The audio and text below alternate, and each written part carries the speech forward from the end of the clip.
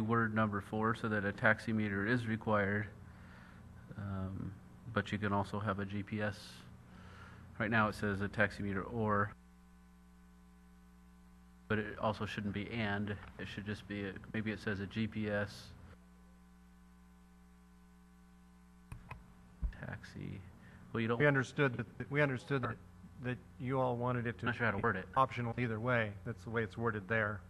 But I think, I personally like the idea of, it sounds like he's willing to do that, of putting the taximeter in there. But the ordinance doesn't, as it's currently written, doesn't require that. It says that you can have a taximeter or you can have a GPS, but it doesn't require the taximeter.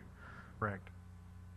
And I think I'd like it to have the taximeter because I don't see the GPS really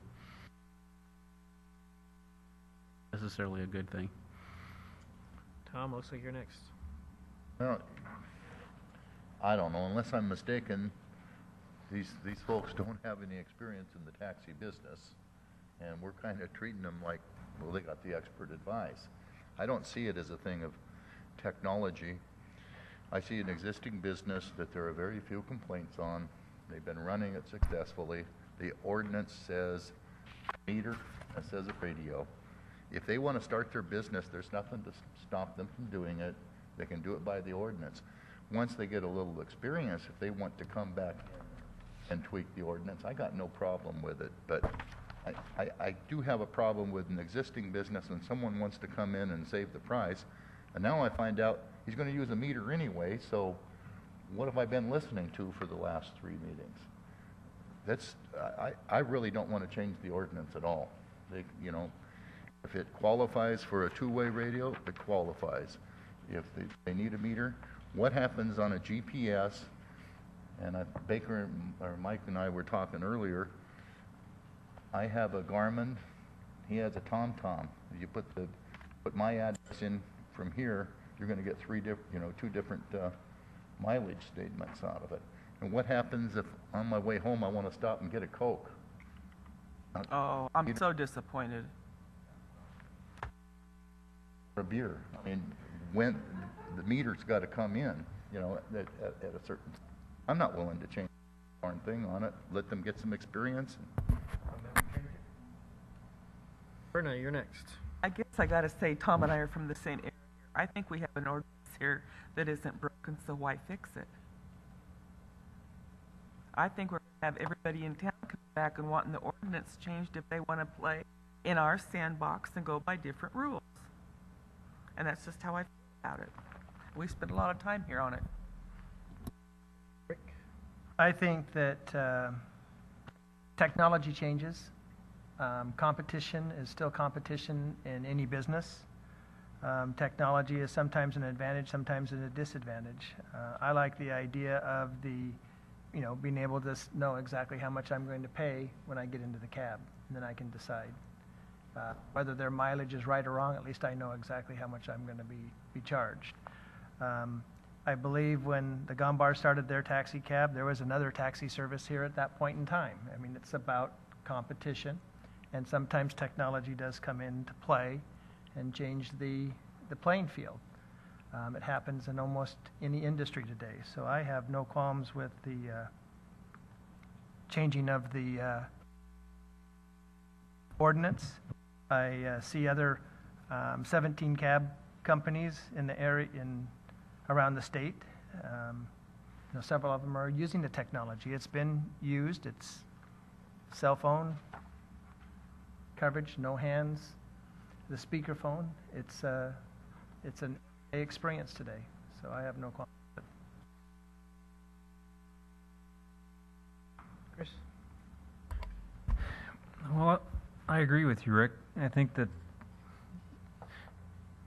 it's probably not within our own judgments or decisions to either inhibit a business or to protect a business. I think that if a new business comes to town and they want to start something that hasn't been done before, because technology does change, taxi cabs aren't forever going to have meters and two-way radios. I mean, that's just the way technology really rules all of our lives, and everything that we do is really based on advanced technology. And I think that ultimately the marketplace will determine the success or failure of businesses, and it isn't going to be within these ordinances that does that. We can change them to accommodate. We've done that before, and we'll do it again. So I'm in favor of going forward with the amended ordinance that staff drew up. Dave, you want- Am I the last guy to talk? Well, first, you know, I've used the local taxi service in the past for medical things, going to doctor's offices, and it's been a fine service. You know, they've been prompt. I haven't had a problem, and I haven't heard of any problems, except during these hearings I have heard about the late evening times. You know, those hours where there is everyone gets slammed, and I understand that. Slammed in that you're overworked, not that you had too much to drink. And so, you know, I've been kind of not on the fence, but I wanted more information. The more information I got, I kind of came to this conclusion. I went back and I looked at the ordinance itself, and it says that the purpose of the ordinance is to require persons operating taxicabs to do so in a safe, fair, and efficient manner. And it says the taxicab industry should be allowed to operate without unnecessary restraint. It goes on to say some regulation is necessary to ensure public safety is protected, and that the chapter should be applied and enforced in such a manner as to require the industry to regulate itself and to respond to the economics of the marketplace and promote innovation and adaptation to changing needs.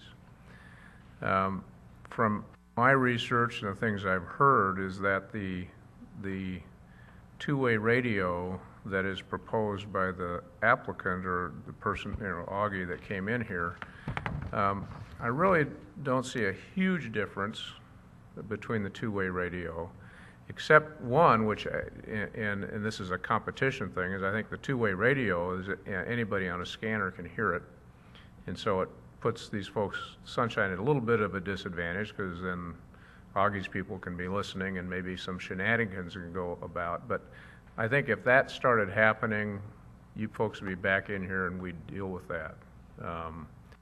And I don't expect, and I think that with this notice, I think that anybody that tried that would have real problems. So that's just a thing I don't think is going to happen.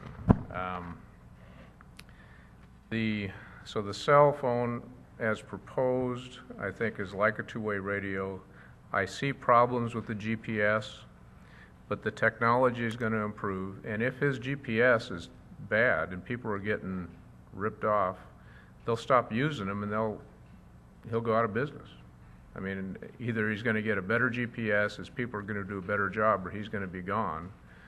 As simple as that. So I think that this is innovation. I agree with Rick in that part. I think there are some potential problems that can come about on this. I really do, but that's in every business you're going to have those things, and the marketplace is going to take care of it, and if there are some grave problems, then we'll take care of it. That's how I see it.